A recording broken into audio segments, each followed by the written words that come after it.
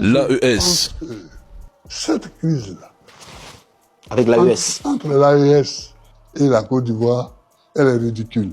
C'est de l'enfantillage, quoi. De la part de qui? De la part des Ivoiriens, de la part du pouvoir ivoirien. C'est le combat des pays étrangers que la Côte d'Ivoire prend sur son dos. La Côte d'Ivoire ne peut pas vivre sans être en bonne relation avec le Mali, avec le Niger, avec le Burkina Faso. Les pays de l'AES ont pris des positions plus claires contre la France. Et donc, le président Ouattara prend une attitude pour défendre la France, les positions de la France. Il n'y a pas d'autre chose. La Côte d'Ivoire ne peut pas vivre sans le Mali, le Burkina et le Niger. Ce n'est pas une opinion ni un débat ouvert.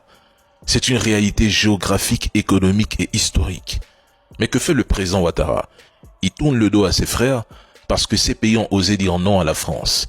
Ils ont osé dire non à la tutelle, non à la présence militaire étrangère, non à cette domination économique qui vidait leurs richesses pendant qu'on applaudissait les discours de pareil. Alors oui, le président Laurent Gbagbo a raison. Ce n'est pas l'AES qui menace la Côte d'Ivoire. Ce sont ceux qui veulent qu'ils restent dépendants, divisés et manipulés.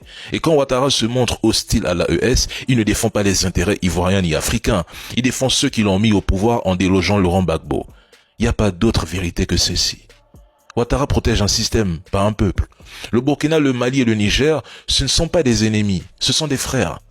Ce sont eux qui tiennent la ligne contre les terreaux, pendant que d'autres signent des contrats à Paris ou des accords de non-agression avec les terreaux. Et demain, quand la tempête arrivera, mais ce ne sont pas les chars français qui viendront sauver Abidjan.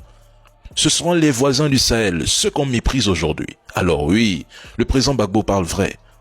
L'AES, c'est l'Afrique qui se réveille. Et Ouattara, c'est l'Afrique qui dort encore attachée au lit de l'Occident.